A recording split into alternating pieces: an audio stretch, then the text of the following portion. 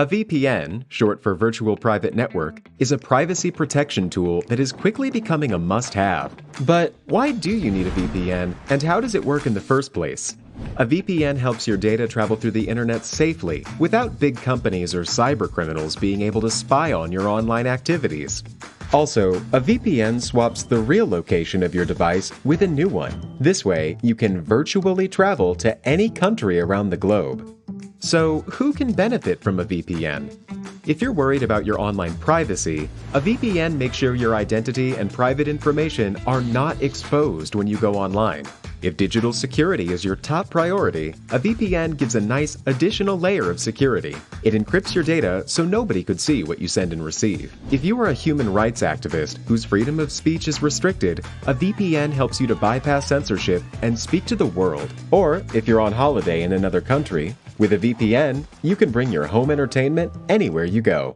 Here's a pro tip: check out Surfshark VPN. It has everything you need in a premium VPN, awesome speeds, and industry-leading protection that covers all of your devices. All you have to do is click connect. Secure your digital life and enjoy everything good that the internet has to offer with a VPN you can trust. Click link in the description and get 81% discount for your first order. Smoothing and staining the surface. Sand the wood until it is very smooth. Sand the entire surface with a hand sander or an electric sander to get rid of rough areas and imperfections. If your wood is pretty rough to start with, begin sanding with a rough sandpaper with a grit of 100 or 120. Progress from rougher grit to finer grit sandpapers, which allows you to reduce major irregularities before achieving a fine finish. To get a very smooth surface, you should end with 400 grit sandpaper. Even if your wood already feels pretty smooth, take the time to run 400 grit sandpaper over it before sealing it. This will ensure that the surface is completely smooth once the sealant is applied. Sand with the grain, which means that you need to follow the lines of the wood grain straight back and forth. This will help you avoid leaving behind swirly marks on the surface. Remove any sawdust from the surface with a dry rag or a tack cloth. Wipe the entire surface several times. This will help you avoid getting wood particles stuck in your sealant, which will create an imperfect surface. A tack cloth is a special sticky cloth that is specially made to remove the dust from the surface of wood after sanding. Tack cloth will remove even fine particles that resist removal from a cloth. Avoid using water on unsealed wood because it can alter the wood's grain and create roughness. Stain the wood to change the color or to highlight the grain if desired. Apply the stain before you apply your sealant so that it is able to soak into the surface. There are a variety of colors and types of stains available, but most are applied with rags. First, you will wipe your stain on the wood and then let it set for a specific amount of time, which is stated on the stain packaging. Then you will wipe off the excess with a clean, dry rag. The container of your stain will tell you how long you need to wait after applying stain to apply a sealer. Wood stains are available at all hardware and home improvement stores. Use a stain and sealant combo to complete your project quickly. These products allow you to apply colorant and create a water-resistant surface at the same time. They are a quick finish option if you have a large surface and not a lot of time to seal it. For example, many people use this type of combo product with sealing a deck due to the large surface area that needs to be treated. They are available at all hardware and home improvement stores. These products can typically be applied with a brush or a roller. Sealing with polyurethane. Choose a polyurethane product that works for your project. There are different types of polyurethane, including oil-based, water-based, and other synthetic mixes. Each type has different characteristics, so think about where your wood is located and how it will be treated in the future to pick the right product. For example, oil-based poly will stand up better to the elements outdoors, but it takes much longer to dry and cure than water-based products. Water-based poly won't last quite as long outdoors but can be washed out of tools easily. When picking out a product, you also need to decide between a glossy and matte finished surface. Apply the polyurethane onto the wood with a brush or rag. Place the wood on a surface that can get covered in polyurethane. Either brush the polyurethane onto the surface of the wood or soak a clean rag with polyurethane and then smooth it around the face of the wood. Polyurethane is self-leveling because it is thin enough to spread out on its own. This means that you should not have to worry too much about achieving an even coat. Make sure to use extra polyurethane for the end grain because this is the most absorbent part of the wood. The end grain is the exposed, cut part of wood on the end of the piece. Cover the entire surface with a smooth coat. Use long strokes with a clean brush or rag to spread out the polyurethane.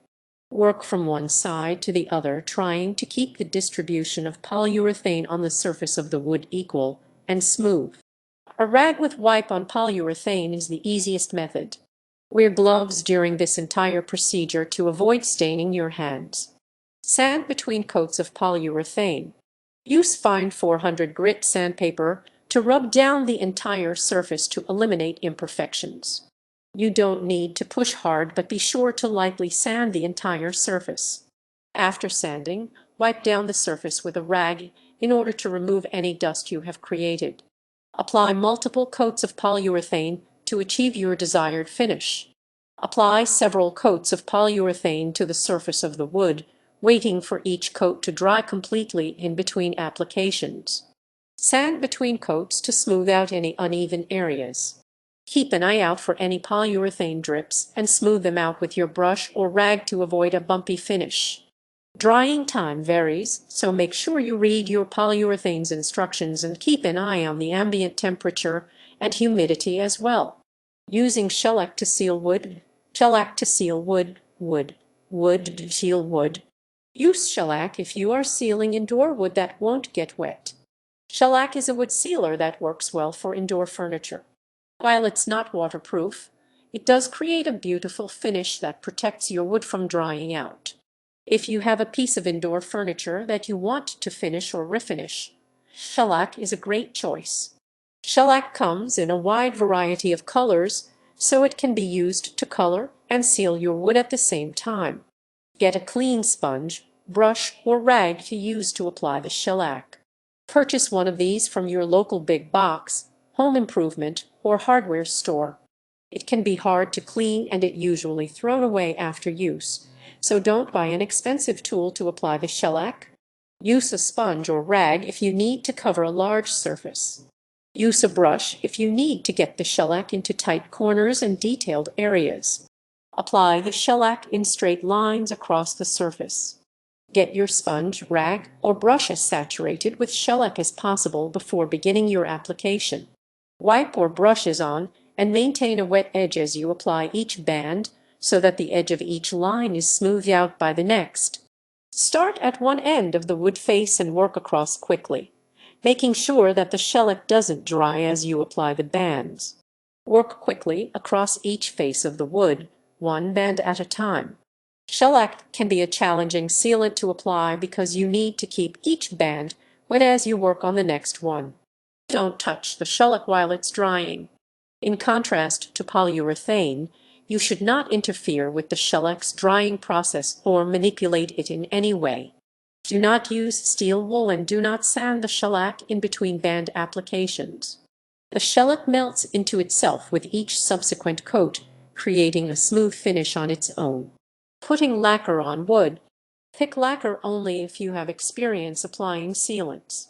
Lacquer is a very durable finish that is applied with a spray gun. It is a very high-performance finish, drying quickly to a hard, with a durable finish. It is not easy to apply as an amateur and is not forgiving of mistakes made during application. A spray gun can be purchased for and is necessary if you plan to use lacquer. Take safety precautions while you apply lacquer. Maintain a ventilated area and don't spray lacquer near any sparks. Make sure to take the proper safety precautions when spraying lacquer. Lacquer is highly toxic when inhaled, so make sure to maintain a well-ventilated area and wear a respirator. Apply your lacquer in thin coats. Lacquer should only be applied in very thin coats with your spray gun. Pull the trigger as you get close to the piece, Move the gun over the surface, overlapping the previous spray path by about 50%, and release the trigger just after moving beyond the edge. Move the spray gun back and forth over the surface quickly until the entire surface is coated. Apply 3-4 coats of lacquer total. Wait for the lacquer to dry completely before applying additional coats. Once the surface is dry, which can take around 30 minutes, apply the next coat in the same fashion, making sure that the gun keeps moving and coats the surface evenly. Once you have several coats applied, the surface will be sealed and smooth to the touch.